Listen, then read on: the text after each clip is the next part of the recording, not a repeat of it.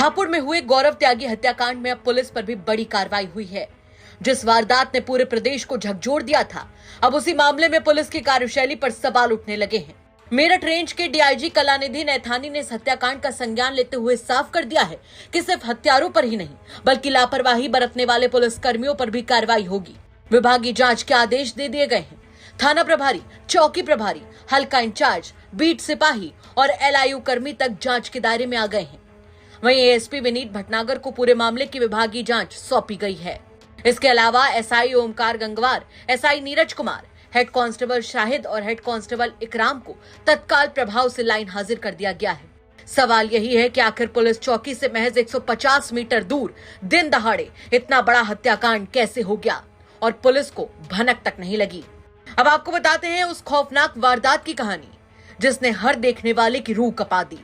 सड़क पर लोग थे, आवाजाही थी, लेकिन अचानक एक कार आकर रुकती है।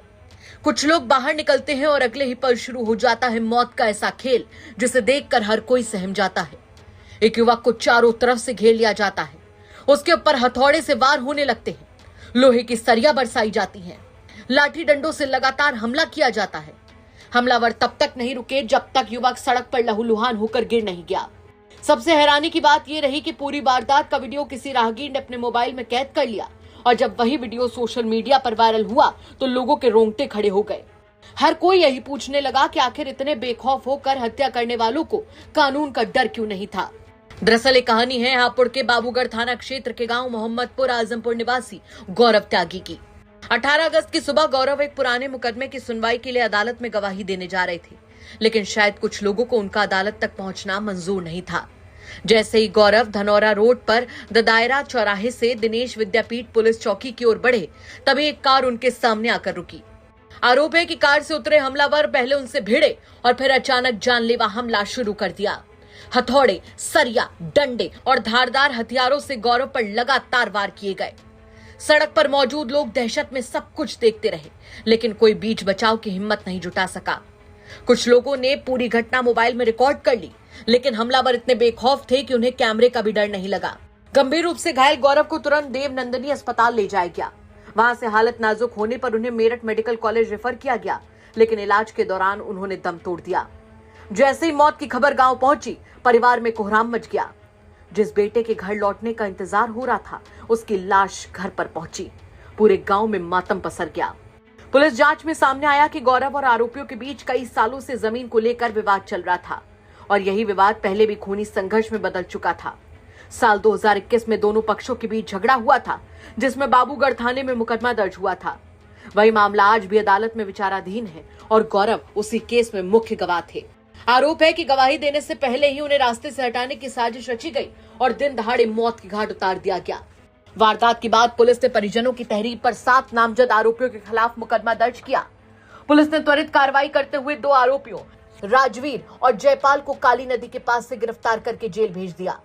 दोनों आरोपी मोहम्मदपुर आजमपुर गांव के ही रहने वाले हैं, लेकिन इस हत्याकांड के 5 मुख्य आरोपी अब भी फरार हैं। पुलिस ने सभी फरार आरोपियों पर 25-25 हजार रुपए का इनाम घोषित कर दिया है और उनकी गिरफ्तारी के लिए 3 विशेष टीमें लगाई गई हैं। लेकिन इस पूरे मामले में सबसे बड़ा सवाल पुलिस की भूमिका को लेकर उठ रहा है कि आखिर पुलिस चौकी से महज 150 मीटर दूर दिन दहाड़े इतनी लंबी वारदात होती रही, हथौड़े और सरिया चलते रहे, वीडियो बनता रहा, लेकिन पुलिस मौके पर क्यों नहीं पहुंची। इन्हीं सवालों ने पुलिस विभाग को भी कटघरे में खड़ा कर दिया है और शायद यही वजह है कि विभागीय जांच शुरू हो चुकी है और कई पुलिस कर्मियों पर गाज भी गिर गई है। ये इनका जमीनी विवाद चल रहा था थोड़ा सा। ये तारीख पर आ रहा था रास्ते में, इनके पीछा लगते हुए गवाही की तारीख थी। गवाही ना देने की वजह से इन्होंने गांव से गाड़ी लगा रखी थी पीछे। पहले गाड़ी की टक्कर मारी है, फिर डंडों से मारा बहुत ज़्यादा। उसकी फ्रैक्चर है, भूंगा भूंगा टूटा पड़ा और क्या बोले पैरों में हड्डी टूटी हुई है। और मेरे को तो बाद में दरोगा जी ने फ़ोन करके बुलाया था, मुझे बाद में जानकारी मिली थी। किन लोगों ने मारपीट की है? ये कुलदीप है, प्रदीप है, अमित है, एक लोग बाहर का था। तो कहाँ के रहने वाले हैं? ये मोहम्मदपुर आजमपुर के। तो किस चीज़ को लेकर विवाद चल रहा था जो यहाँ पर मारपीट इन्होंने की है? ये गवाही देने जा रहा था सर। गवाही किस चीज़ की गवाही थी? ये 307 की गवाही थी। अब इस हत्याकांड में 2 मोर्चों पर कार्रवाई चल रही है। एक तरफ पुलिस फरार 5 आरोपियों की तलाश में लगातार दबिश दे रही है, तो वहीं दूसरी तरफ पुलिस विभाग के भीतर लापरवाही की जांच शुरू हो चुकी है। परिवार को उम्मीद है कि सिर्फ आरोपियों की गिरफ्तारी ही नहीं बल्कि ड्यूटी में चूक करने वालों पर भी सख्त कार्रवाई होगी। फिलहाल हापुड़ का गौरव त्यागी हत्याकांड सिर्फ एक हत्या का मामला नहीं रह गया है, बल्कि एक कानून व्यवस्था, पुलिस की जवाबदेही और गवाहों की सुरक्षा जैसे बड़े सवाल खड़े कर रहा है। अब पूरे प्रदेश की नजरें इस बात पर है कि क्या फरार आरोपी जल्द सलाखों के पीछे होंगे और क्या गौरव के परिवार को इंसाफ मिल पाएगा। हापुड़ से एक ऐसा वीडियो सामने आया है जिसमें कुछ युवक एक युवक को लोहे के रॉड, हथौड़े और डंडों से जबरदस्त मार पिटाई कर रहे हैं। आपको बता दें कि एक युवक गौरव त्यागी अपने घर से न्यायालय में गवाही के लिए जा रहा था। इसी बीच जो जमीनी विवाद में दूसरा पक्ष था उसने उसको घेर लिया और उन लोगों ने लाठी, डंडों और हथौड़े से जमकर पिटाई करनी शुरू कर दी।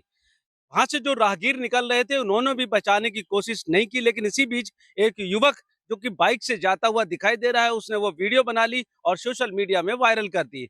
जानकारी के अनुसार इसमें मोहम्मदपुर आजमपुर का युवक गौरव त्यागी अपने एक 307 यानी कि हत्या के प्रयास के मुकदमे में गवाही देने के लिए न्यायालय जा रहा था। बताया जा रहा है कि दोनों पक्षों का आपस में एक जमीनी विवाद था जिसको लेकर उनमें रंजिश चली आ रही थी। विपक्षियों ने उसको घेर लिया और घेरने के बाद उसको जबरदस्त उसकी पिटाई की। जो हथौड़े हैं उससे पीटते हुए वीडियो में स्पष्ट दिखाई दे रहा है। उसके बाद युवक जब गंभीर रूप से घायल हो गया तो उसको लेकर अस्पताल ले गए, जहां डॉक्टरों ने उसको मेडिकल हायर सेंटर के लिए मेडिकल कॉलेज मेरठ में रेफर कर दिया। वहां उस युवक की मृत्यु हो गई। इस मामले में हापुड़ देहात थाना पुलिस ने 7 नामजद आरोपी के खिलाफ मुकदमा दर्ज किया है, जबकि 2 आरोपियों को गिरफ्तार करके जेल भी भेज दिया गया है। इस मामले में परिजनों की काफी ज्यादा जो दबाव बना, उसके बाद डीआईजी मेरठ कलानिधि नैथानी ने 2 सब इंस्पेक्टर और 2 चौकी इंचार्ज जो वहां के सिपाही थे उनको लाइन हाजिर कर दिया और इस मामले में हापुड़ देहात थाना प्रभारी पारस मलिक के खिलाफ भी जांच बैठा दी है। मामले आपको बता दें कि ये जो मामला है काफी ज्यादा इससे त्यागी समाज के लोग नाराज हैं और वो एसपी कार्यालय पे और नगर पालिका धरना प्रदर्शन भी कर रहे हैं। देवेंद्र कुमार शर्मा, हापुड़, यूपी तक।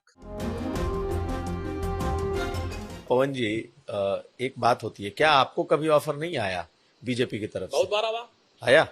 कैसा आया? क्या ऑफर आया? हमने बताया था राष्ट्रीय अध्यक्ष जी को। आया किस तरह का ऑफर आया? मतलब सब आया, विधायक, मंत्री सब आया।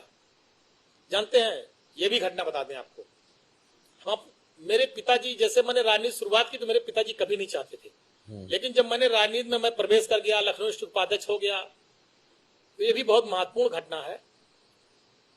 नेताजी का फैजाबाद आगमन था,